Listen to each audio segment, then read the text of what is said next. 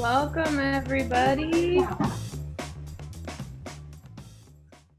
Hi, everyone.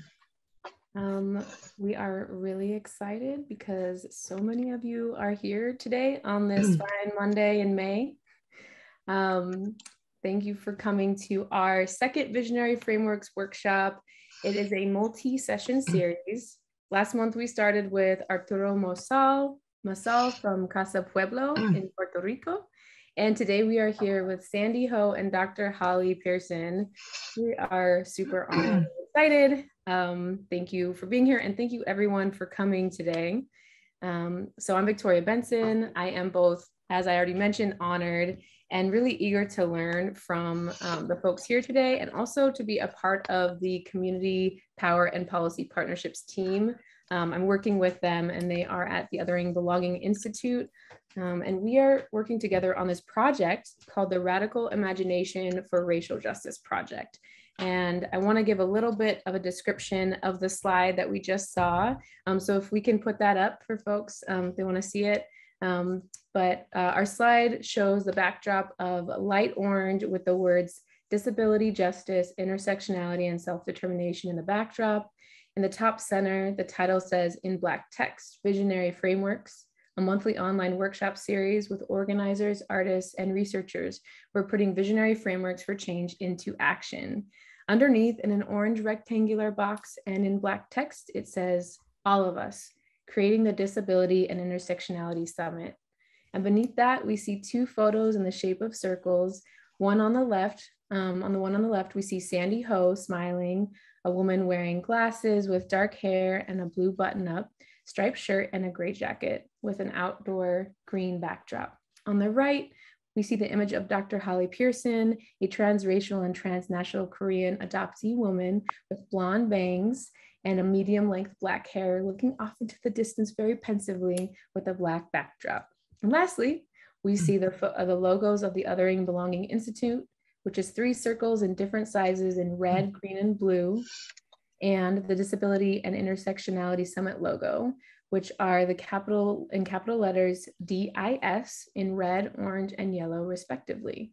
All right, and so before we jump into the juicy and inspiring content that Sandy and Holly have for us, I'd like to share a little bit of the background of this work and the purpose of why we are all here today. So over the last year, the Community Power and Policy Partnerships program at the Othering and Belonging Institute, aka OBI, so if you heard me say OBI, now you know the acronym, if you don't already, has been working with artists on participatory action research projects that advance racial justice. This is part of a national initiative called the Radical Imagination for Racial Justice, involving dozens of artists and organizations around the country working with arts to advance racial justice. The series that we're doing today, this Visionary Framework series, comes out of this work in an effort to really shine a light on the amazing examples of how we can build collective knowledge and generate that together, as well as generating art and cultural strategy in a way that makes these visionary frameworks actually real. And that's what Sandy and Holly will be talking about regarding the Disability and Intersectionality Summit. So we welcome organizers and research and artists and allies that join us in these workshops. We will have one more, so please feel free to invite your friends and colleagues. And the one that we'll be doing after this is focused on abolition, and it's going to be with a defundthepolice.org, and will be focused on collective research for abolition. And if it's not already clear, each workshop, really, I'm just kind of emceeing, and it's really held by the practitioners who have advanced these visionary frameworks through their participatory action research and or their cultural strategies, or all of that, all of the above. And just one more time, I want to mention that we are really looking forward to hearing from Sandy and Holly about the Disability Intersectionality Summit.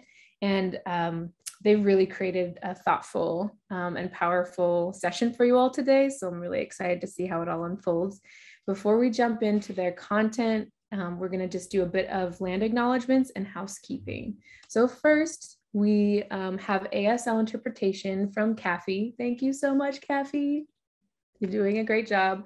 Also, on the side, if needed, feel free to message me if the speed needs to go up or down. Let us know.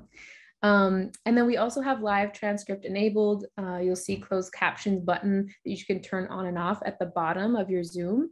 If you're having any issues accessing that, feel free to mention in the chat, and Mylana, myself, or Evan will support you. And then I think, yeah, and any other questions beyond that, whether it's tech or anything, just mention in the chat. We've got 3 of us on the OBI team here to help hold space. And with that, I'm going to jump into the land acknowledgement. This work happens on the unceded land of the Ohlone people, both in what is called Oakland and Berkeley.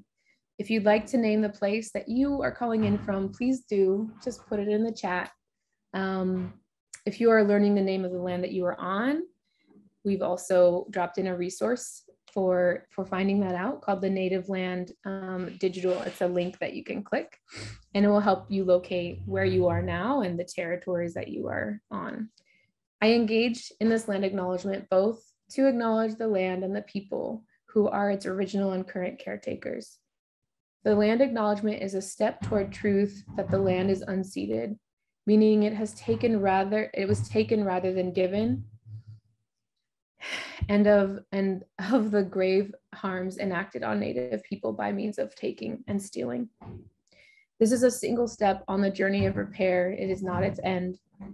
Repair includes self-educating, learning about how you can support work of local Native people and initiatives in your community and/or national campaigns like the Land Back by the NDN Collective that teach about and make progress towards rematriation of everything that was taken, including land, language, ceremony, food, education, housing, healthcare, governance, medicine, and kinship. I just like to invite everybody to take a few deep breaths, just being present with the land that you are on, and then we will transition.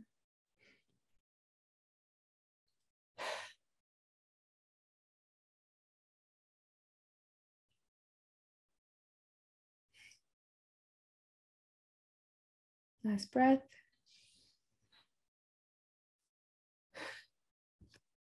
Okay, thank you, everyone. And now I'm going to read the badass bios from Holly and Sandy. So starting with Dr. Holly Pearson. Dr. Holly Pearson received her PhD in education with an emphasis on disability studies from Chapman University in Orange, California. She also received an MS in sociology from Iowa State University and a BA in sociology with a minor in Asian studies from University of Alaska Fairbanks.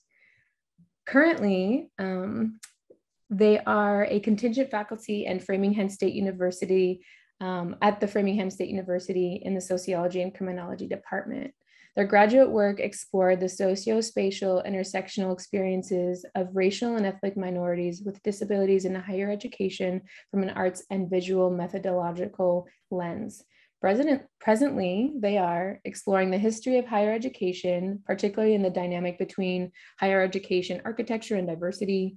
She is also examining disability disclosure, hidden labor, and hidden curriculum among multiple marginalized scholars. They have published research on the impact of disability studies, curriculum, disability and diversity, disability and spaces, intersectionality, and arts-based and visual methodologies.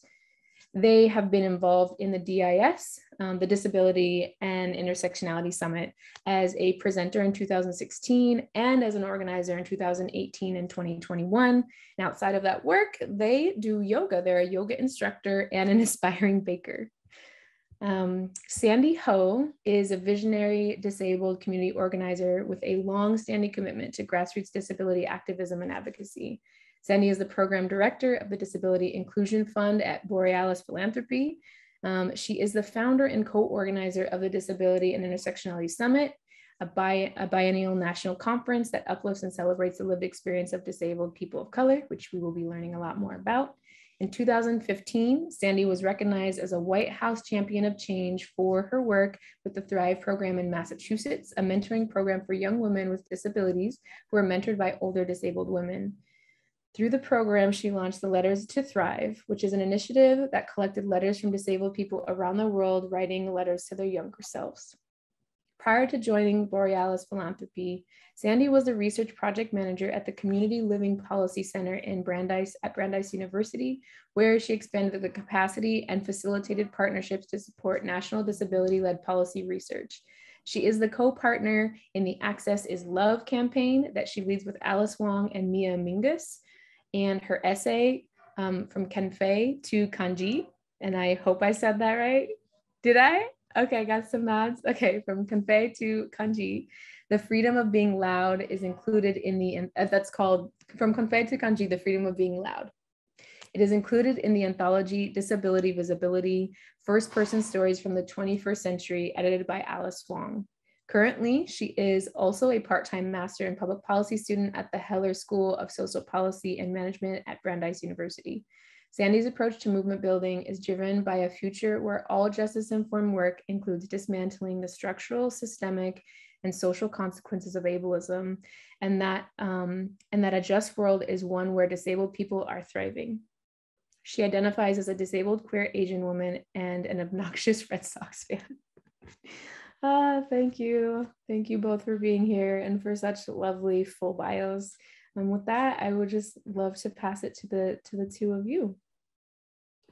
Thank you, Victoria, and thank you to OBI and the Visionary Frameworks team for inviting both Holly and myself to this space, and to our 303 new co-schemer friends. Hi, everyone.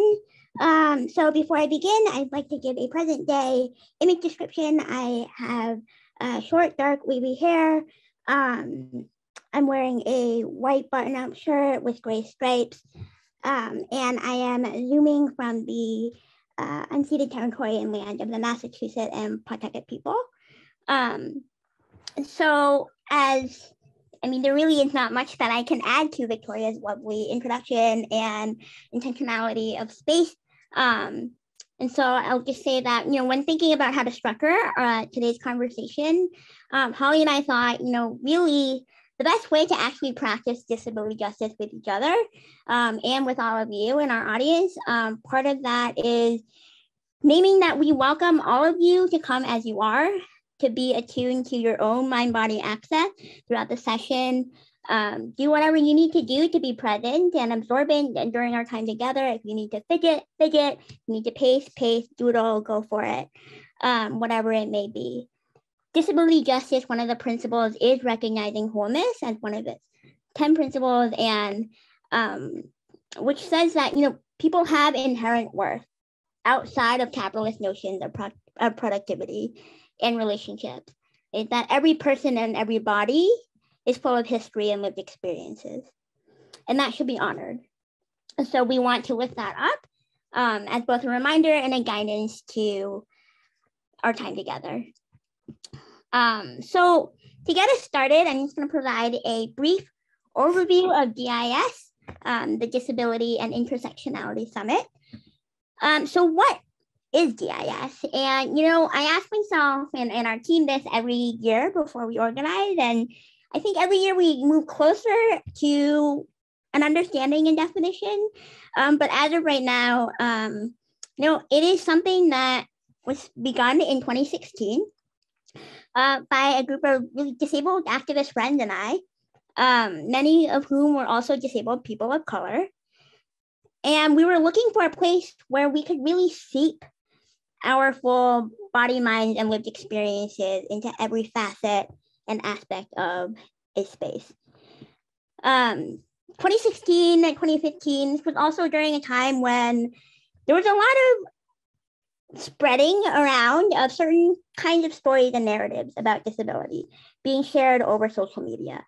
At that time, whenever disability was addressed at kind of quote unquote mainstream conferences, where it was often about innovation and cutting edge or culture shift was at the forefront, it was also often presented from a white person with a disability, typically somebody with advanced higher education privileges, people who spoke and presented in socially expected ways, and people whose body minds reflected a certain air of expertise, that what they were saying was the disability story. And so my friend and I often watch these presentations over YouTube, and we would be like, do you relate to this? Is this your story of disability? And what is your story of disability? Realizing that this was also the first time many of us were even being asked and asking each other that question. And so it was clear to us that we did not see, hear, or feel ourselves experience in what was being projected. And so we started DIS initially as a place to share ourselves in more authentic ways, in ways that moved us beyond a breaking news headline or some kind of Marvel outlier experience of humanity. And so I also, saying that being said, I want to be clear that it is not to say that those narratives that existed are not valid. That's not to say that what we heard and listened to were not also lived experiences that are not also part of the disability community. But it is to say that they are not the only ones. And typically, as is the case whenever anything is held on a pedestal, there's a rarity to it that doesn't reflect the broader community experience. And so the Disability and Intersectionality Summit is a biennial national conference that centers the multiple oppressions that shape the lived experiences of disabled people as told by disabled people in a setting organized by disabled activists. And so now I'm going to hand it over to Holly to give more context on the disability justice framework.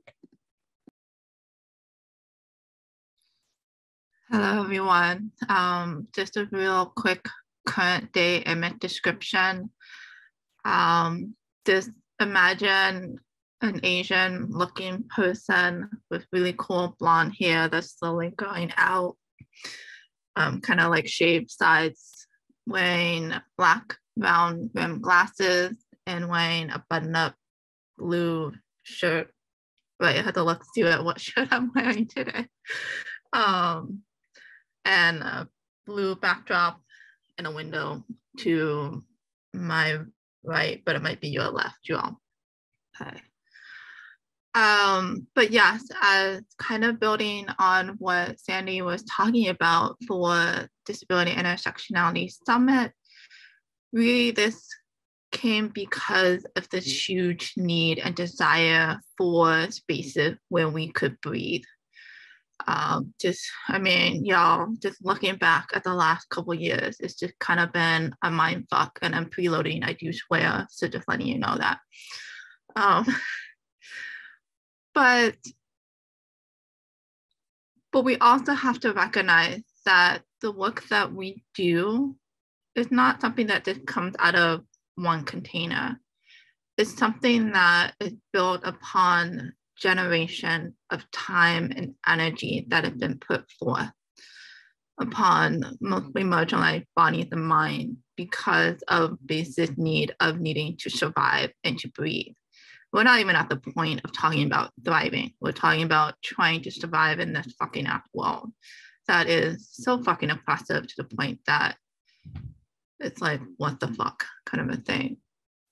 And so CIS is also all about giving credit and appreciation. So I do want both of us want to express appreciation for all of you for coming here and being part of this time together. This is something that you chose to do. That also meant that you had to choose to not participate in something else. So we want to recognize your time and energy for being here. And also to give credit due, much of DIF work is built upon the time and energy that has been built by amazing, whether it's queer, BIPOC, trans, femme, disabled activists who've created this beautiful, whether it's framework or way of life, this term called disability justice. But we have to give recognition and appreciation for the time and energy that they have put into it.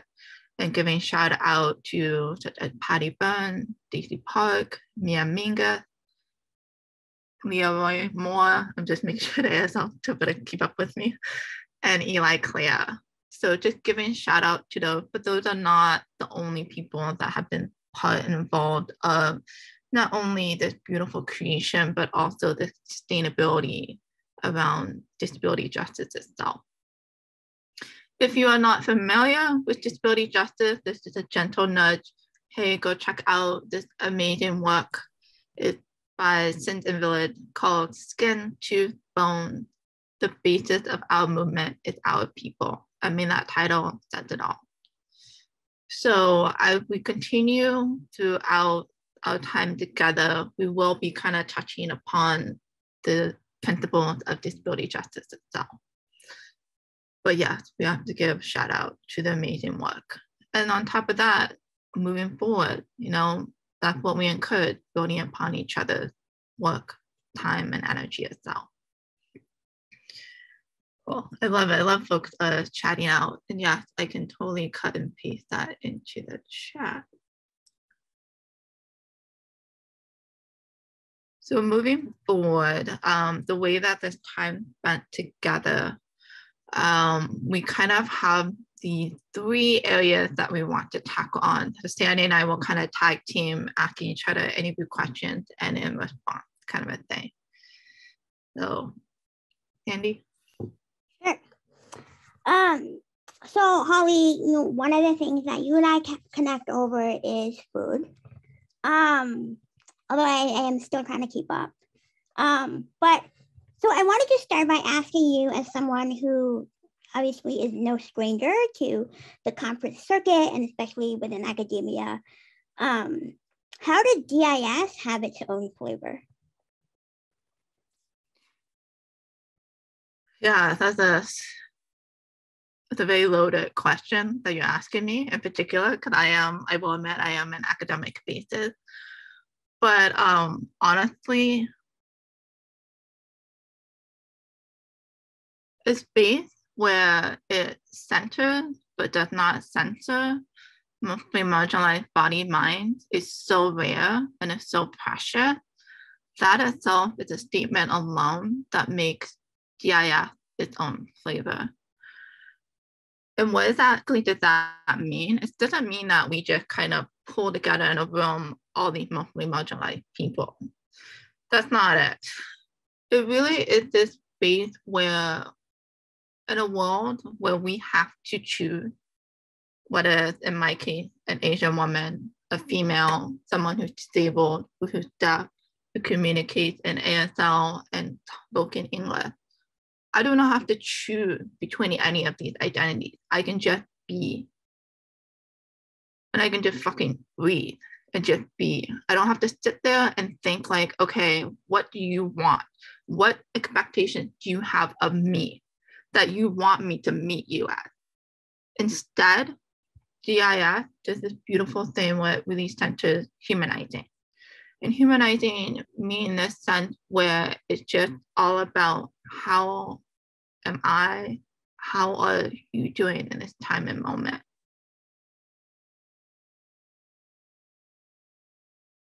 And that's just, it's really rare space to have. It's not about how much money we can make. It's not about what's right. It's not about inclusion. It's not about whatever word that you want to throw out. But it comes back and it grounds back to who? Us that are here in the room together. So that is one little thing that I can offer of how I think DIS has its own flavor. Yes, I love that. Yeah, belonging. And we can talk about belonging, we can talk about inclusion, we can talk about access. But what is that deep down on the ground? How is that going to feel? That's what it comes down to. How is it going to feel? And so, Sandy, me with my academic lingo, like I'm going to throw it back to you. So you asked me, how does DIS have its own flavor? So I'm going to flip it over to you and ask, what is the pedagogy and practice behind DIS? So as somebody who recently left academia and research, when you ask that question, I'm doing like an internal massive eye rolling. Because in my mind as an activist, and will say this, and I've said this before, but I'll say it again, but I'm an activist and a community organizer because I'm impatient. And like I want shit to have gotten done 5 years ago. And here we are talking about pedagogy and practice.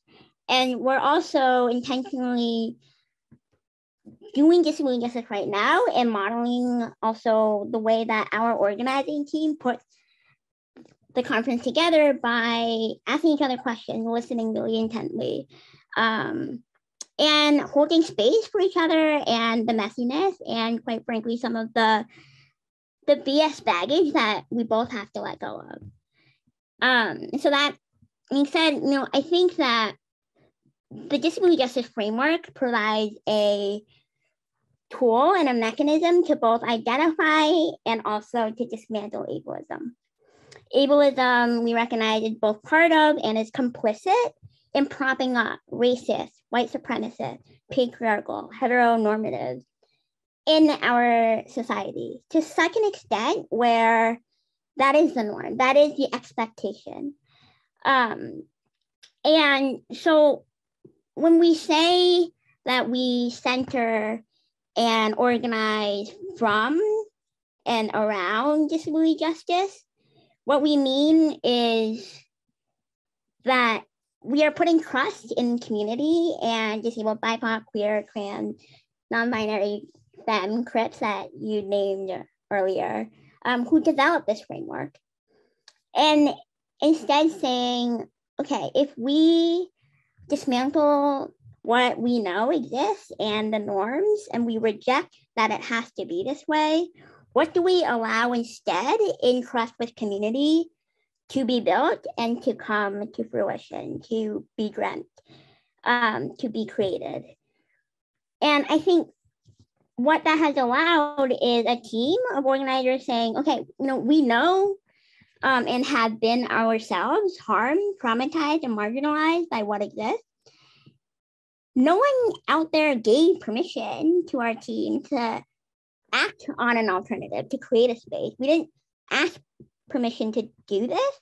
We just did it because we recognized that our community was lacking a space. Also, and moreover, I think no one expected for us to move as a collective. And I think this principle of collective access, of cross-movement solidarity, of saying that instead of having the norm as an individual, as a silo, as an independent, but rather what would it be like to create a place that is based in interdependence and as a community. And so by dismantling this norm and unpacking this norm of ableism, which is to say, that ableism asserts itself in ways that create fissures and cracks into collective community. And instead we are saying, hey, we're trying to arrive together on the other side of ableism. It is not about one person, right? One idea or one understanding of the world. And I think one example of this is when we were first gathered together in 2016, we barely had enough of a budget to rent that tiny conference room in the nonprofit building. And at one point we had like 50 to 75 disabled people, more people that I even was tracking on our guest list and in our registration. And the building had one elevator. And the building manager at one point came up to me and said, excuse me, ma'am, like you're starting to push against the building restrictions for safety and fire hazards. And it was just interesting to me because at that moment I was thinking to myself, we are here to say that what the structures have provided for us is not enough. And you're telling us that we are the problem, that we are the crisis. And I said to the person, thanks for sharing, and we'll take that into consideration for next time. But yeah, it is all to say that the praxis and the pedagogy is that we recognize and we expect it to be messy, that marginalized disabled people of color don't have the privilege of expecting perfection in a world that doesn't and was not designed for us to begin with. So Holly, your background in the academy, whether through publishing or teaching, you're constantly surrounded by these various ideas of knowledge and what knowledge is. How does GIS disrupt and transform traditional ideas of knowledge for you?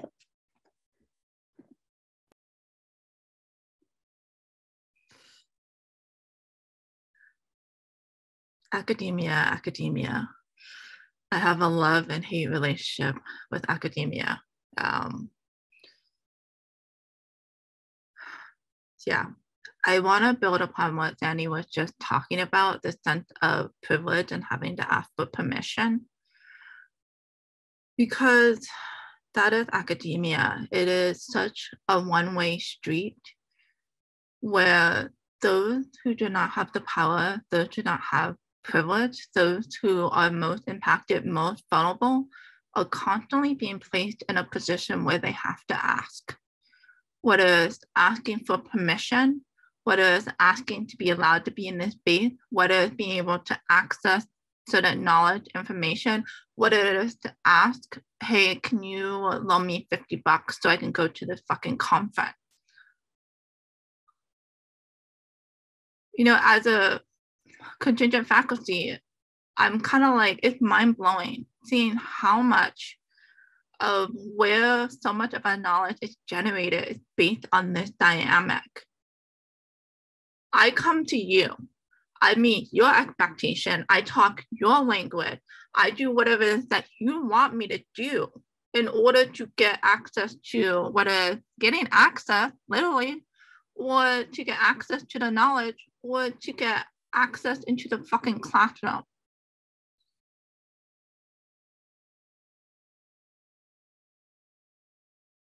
And when you think about how much of our day in and out is based on that, it gets old. It gets tiring. No wonder why the fuck we're all fucking burnt out. Because we're constantly having to coach with and constantly having to meet.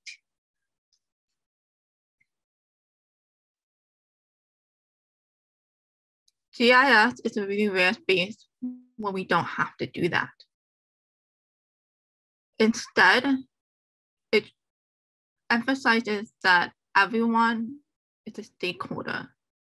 This is not just some conference that a crew of us pulled together.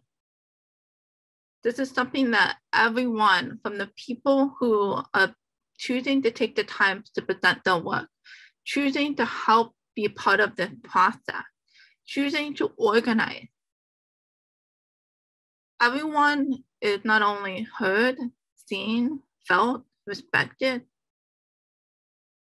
but everyone has a stake in it. It's not our conference. And so that's the really cool thing about GIS. Instead of producing another academic article, producing another book that's gonna sit on the fucking library shelf for the next decade, instead, let's meet with the people, those who need this space the most. How can we come together? Not I come to you or you come to us, but how can we come together?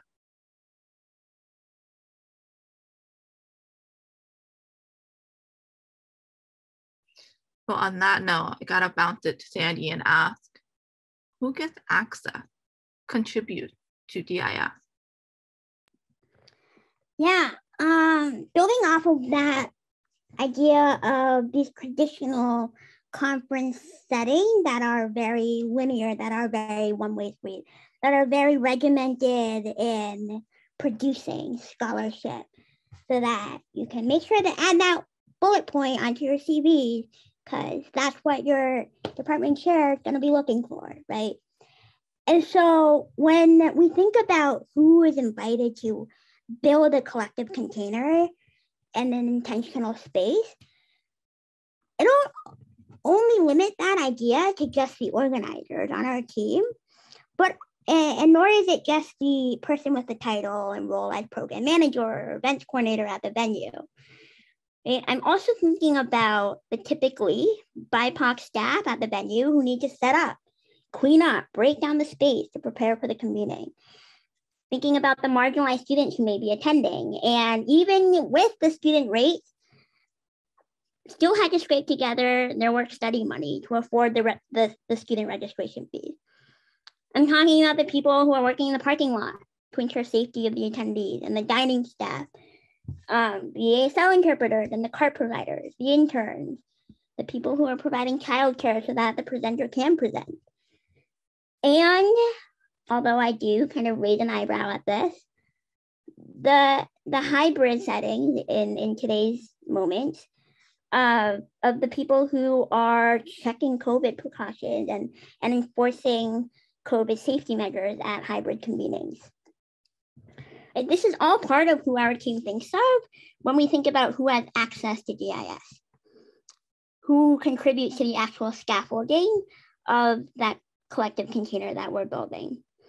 The other piece of it too is recognizing there are distinct privileges in being both a presenter and an organizer. And so we have intentionally structured and tried to practice sustainability of our movement, another principle of the disability justice framework, of inviting presenters of the previous conference to become organizers for the next one. Although I recognize my own privilege as the quote unquote public face of GIS, as the founder, I try to take a backseat as much as possible. I'm doing all the behind the scenes boring stuff of making sure our vendors are connected, making sure that our RFPs are accessible. But in terms of the actual holding and the dreaming of the next setting, that is the invitation to the community to dream. And so when we think about the questions that we ask on our request for proposals, thanks Lizette, another incredible presenter in our community and organizer of GIS. We're also thinking really hard about why we're asking the questions we do on our RFP. Like, it's saying, okay, if we're gonna ask for people's previous experiences of presenting to a community, it's not because our team is judging and looking for a 45-page CV that could have been a rainforest, but it is to say, what would it look like if we have a conference setting where we don't have a lot of people who have experience presenting, who don't already have existing platforms, who have never been vulnerable or been invited to a space before. It's also to say that when we ask about a person's experience putting together an accessible presentation, we're not trying to be scornful or appear like we're holding people to certain standards, but rather finding out from the potential presenter how we as a team can best support their own content and presentation to meet the community and the audience where they are at.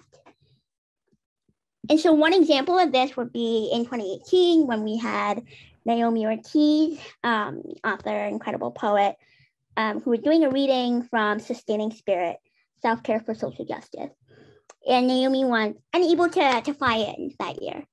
And we were also doing this at MIT, notorious for their math and their science and their engineers and yes, the robot. So the venue was like, hey, we have this really cool robot. Would your presenter be interested in using it? And basically, what we served as an organizing team was to be like the bridge between this cool piece of technology where the team was like, hey, the robot can stand, it can move in all these different ways. And Naomi was like, I just need to be able to engage with the audience and not necessarily be able to purport my robotic body to fit ableist norms. So that's just one example of what it looks like for us to really deeply critique the organizers and the presenter roles. So Chloe, in just trying to think about the reflection over the years and all that our community has survived, and since you have been a presenter since 2016 and an organizer for the past 2 conferences, I'm curious to hear from you what you've learned or what our team has learned.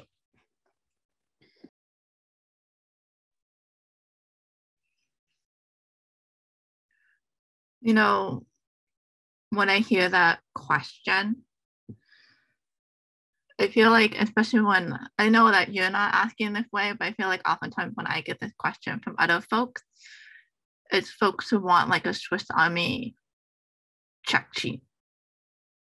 I do this, I do that, and then I'm good, right? That's the thing that I think all of us learned with organizing and being part of DIF is that there is no magical formula. Sorry, folks, there isn't. There's no fucking secret, nothing. It's not about, getting hung up on what is inclusion, what is access, what is perfectionism. Because I feel like oftentimes when we think about trying to create these spaces, it gets hung up on this sense of what inclusion should be, what access should be. And as a result, it loses sight of the whole person. It also gets caught up in the sense of the past or the future, but not here in this moment. And that is what DIS is the one thing that I think all of us, but for myself, have really learned. It's about being here in this moment, sharing this space with folks who have similar or different values, but with this sense of goal in mind of wanting to create this space for each other and just making it happen as it goes, not building it based on the expectation that we think will happen, but just being in the moment.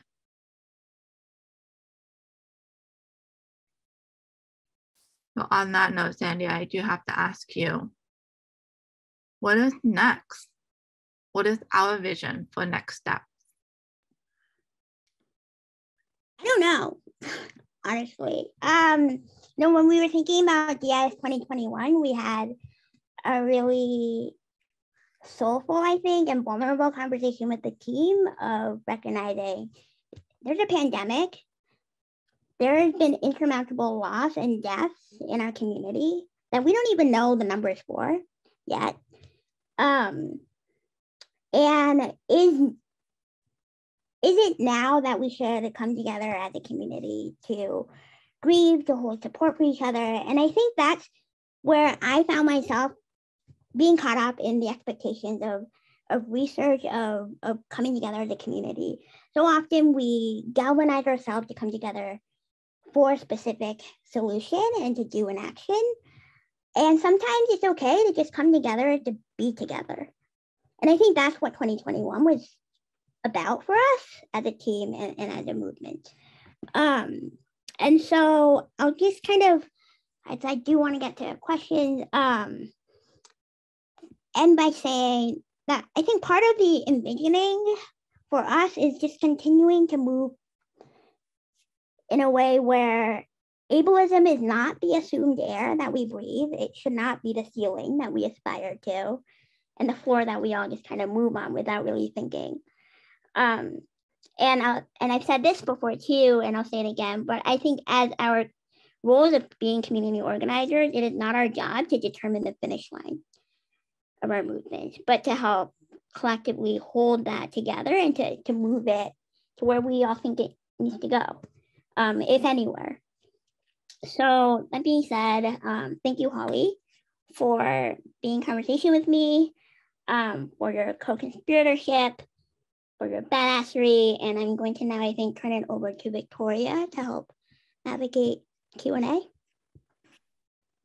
Yes, absolutely. So this, for me, I'm privileged because I get to say something, but I'm hearing and seeing in all the chat, everybody is really appreciating this. And for me, it just feels like we get to be present for this like intimate discussion between the two of you. And I just really love the way that you've structured it. It feels really, really sweet and raw and powerful. So thank you. And also well thought out, like this combination of rawness and also like clearly you've been reflecting on this and doing this work for a while. That being said, we have about 10 minutes for Q&A, and I would love to, have folks put questions in the chat. You can also I think you can unmute yourself if you wanted to ask a question as well. With that, I think I'll just pause for a second to see if people want to lift up questions that are coming up. Also, y'all are doing great on time. Very proud of, very impressed. That people are just reinforcing the gratitude. So yeah, if you raise a hand, then me and Evan and or Mylana can unmute you and we can do a stack of questions.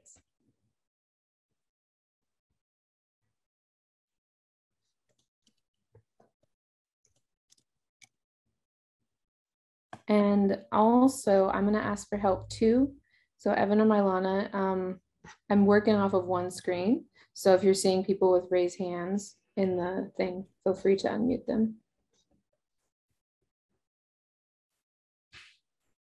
I will say, I'll read there's one from Jill that says, since so many of us, I think there's a word identify in there, maybe that's missing. Since so many of us identify as people with disabilities, since so many of us as people with disabilities are so isolated, is there a way to use conferences like this to help make connections among the 314 people who came? And how do you kind of build those connections over time? Maybe I'll just add that little nuance.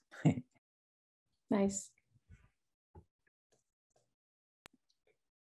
So if I'm interpreting the question correctly, the question is how just where do we go even from this conversation with this community and audience to build connections?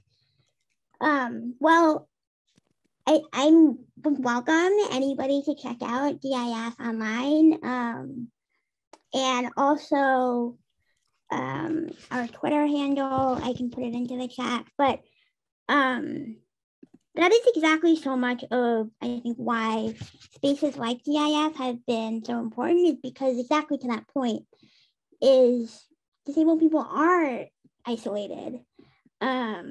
It's like you're either meeting other disabled people in the doctor's office or because you're getting services. But where is the politicized social cultural community for us to gather and to just chill? And then, right, we also find ourselves banging our heads against the wall of like, why can't we have disability pride? Well, because there's no space for that to develop, to grow. Then, that contributes to this. So I hope that helps to answer the question a little bit. And I will put the DIS handle into the chat. I don't know if Holly has other things to add. Yeah, if it's okay, I'll just add real quick. One thing that I always find really interesting is that in spite of all the amazing technology that we have access to, whether it's literally like our cell phones or social media or blogs or video chat, we have so many platforms, but yet there are just abundance of people that I just don't talk to until conference rolls around. And I'm like, what is keeping me from just literally just texting you, hey, how are you? What's up? Do you want to work on this? But it has to all happen when we're literally at a conference. I'm not talking about physically, it can be virtually, but it's something about conference. And I just don't understand that mindset of why is it that I have to wait or why I do not reach out. But what's really interesting is that it happened regardless if it's disability. It's also with BIPOC spaces, it's also queer spaces, first generation. It's just for some reason, everything waits until that one particular moment. Why not build connection before, during, and after? Why do we have to wait? It's just something to think about.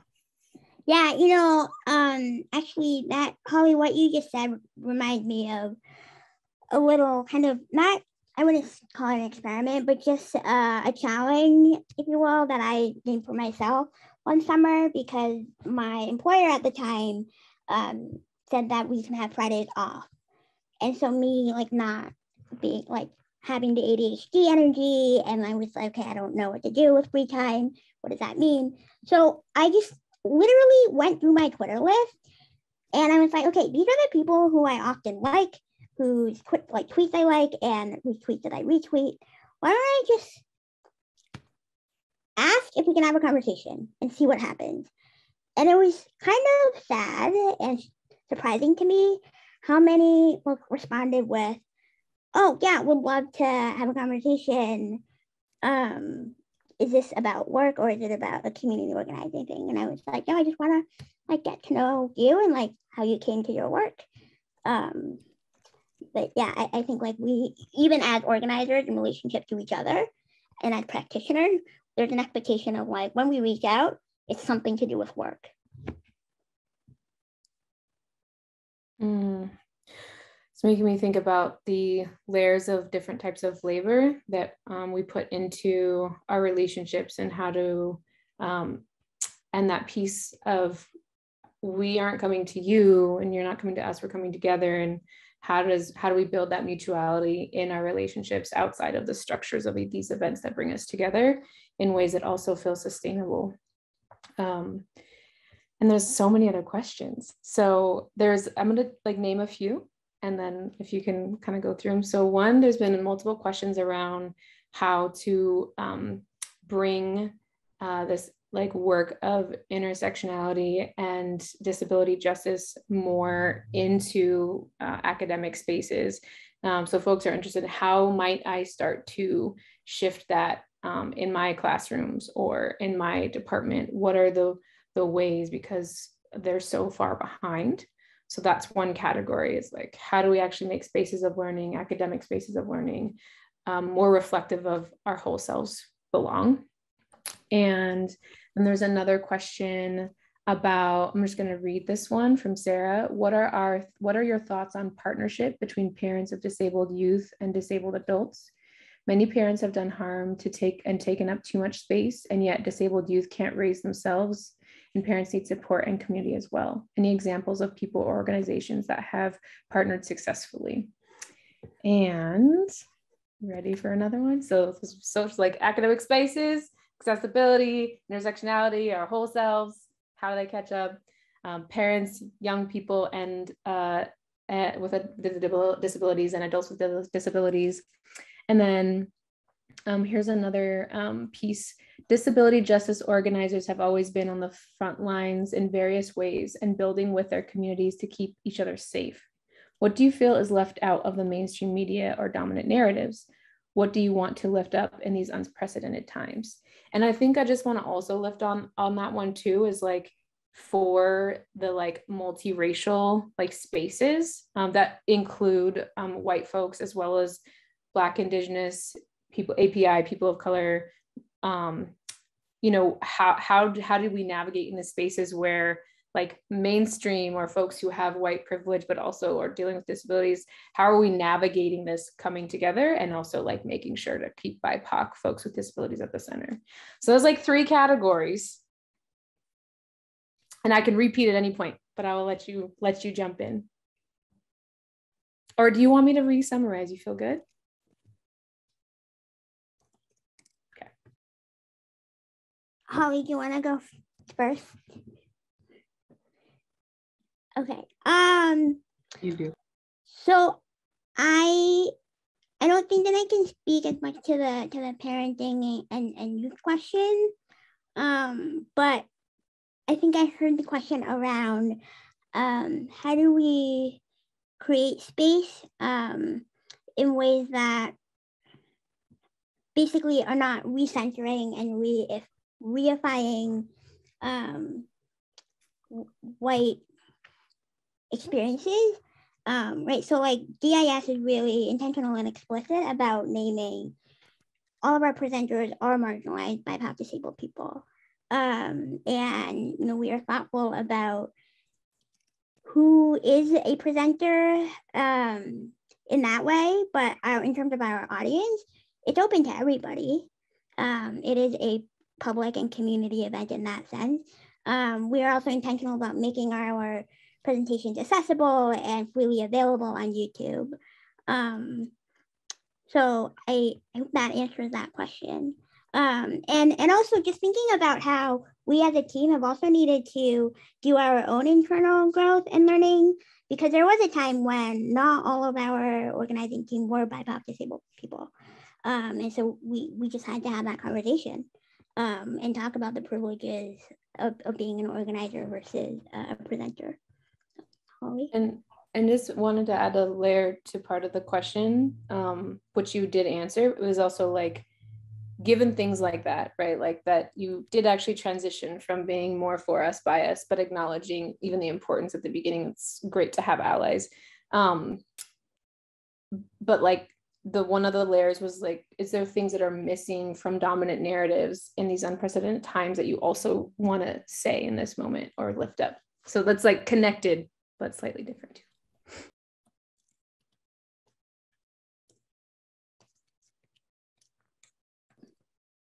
I feel like I've been talking a lot, so I'm going to hand it over to Holly. Okay. I think first, I want to say thank you for the fantastic question. They are amazing, and unfortunately, we do not have time, but it does not mean that this is the end of the conversation. Please reach out to each other or reach out to all of us who are part of this space and just ask questions. The conversation does not need to stop now. I'm gonna say just one little thought just to kind of leave with you all, to also be mindful of your time and energy. But across all of them, the word effort comes to mind. And what I mean by effort is that because there will always be problematic people, there will always be toxic spaces, regardless if it's in parent conversation and academic spaces or out in the community. There are always gonna be some sort of shitty clusterfuck. One thing that I appreciate the most are the folks who put in the effort, whether as allies or co-conspirators, but they put in the effort. But not only effort, but they also encourage each other to take care of each other. Because doing the work is not easy. And we're not fucking robots. We can't keep doing this at 150 something miles an hour. But I feel like oftentimes effort becomes toxic in itself, where it becomes this sense of ableist notion where we have to keep plugging along, we have to keep pushing. But the reality is that, as we've seen throughout history, this battle is not going to be over tomorrow. But little by little, we can make some sort of shift. But it does not have to come at the expense of ourselves. This does not mean that we have to lose ourselves in the process. Actually, what effort means is that we have the right and that we deserve to find moments of happiness and joy during this process. Because it's not easy. But part of the problem is that when we think of effort, because it's so ableist in this notion, guilt and shame becomes associated with happiness and joy. And we all know that's fucked up, because we deserve and we have the right to be happy and to experience joy and to take breaks and to take care of ourselves. So as you all are doing this work, because this is not easy work, but ask yourself, what have I done lately for myself? When was the last time that I did something where I laughed out loud? Something that made me happy, and being surrounded with people that were happy as well in the moment. Because we do not ask ourselves those questions as often as we should. Thank you. Thank you so much, Holly and Sandy. We are a minute over. I was so into it. I didn't even realize we were so close to the time. So thank you for taking a beat and kind of reflecting, and such a beautiful way to close the conversation. Before we do that, I just want to thank you all, if you're still here, that you stuck around. I will just want to lift up, we have an evaluation link in the chat. If you have a time to fill it out, we would love it. There's so many juicy, meaningful questions and reflections in the chat. We'll save that. I'll check in with the team and see, you know, if we want to send out those questions, or if there's a way in which you all who are here can continue the conversation. I saw a lot of interest around that. There's like a lot of people here today and a lot of energy that I can even feel just through this digital platform. So we'll check to see if there's a way where you all can kind of continue those conversations and answer those questions with each other. And just a deep, deep appreciation and gratitude for you, Holly, Dr. Holly. Can I call you Dr. Holly? I don't know. No, she's like, they're like, no, Dr. Pearson. And none of that. No, I'm just going to call you Holly. There it is. Okay. And Sandy, you both just are just incredible. And I'm so grateful that I got to hold space with you all. Thank you so much, Kathy. Like, you are wonderful. See you doing the work. And with that, I want to let everybody go and continue the rest of their day. And if you do get a chance, do try to do something or take a moment to plan when you will do something that feels good for you. And if you can, so that it doesn't have a shroud of what's coming next, just being fully present, because I think that's what they showed us today, and feeling some joy because you all deserve it. Thank you, everyone. Oh, Evan, I'm going to forget. Evan's my co-conspirator helping with holding a lot of this. We do have one more workshop at least coming next month. It is going to be with Defund the Police, focused on abolition. It's a one-stop shop for organizers and advocates looking for tools, resources, trainings, legislation, and policies for abolition. It'll be July 7th at noon Pacific time. We will have ASL interpretation as well. Please bring a friend. And if you have any other needs and you are coming to these workshops repeatedly, please name any accessibility needs as best as you're able. Our platform is a little bit limited, but you can add in things. So let us know so that as we prepare for our next workshops, we're making sure everyone has what they need. Y'all are great. Thank you so much. And have a good day. Bye.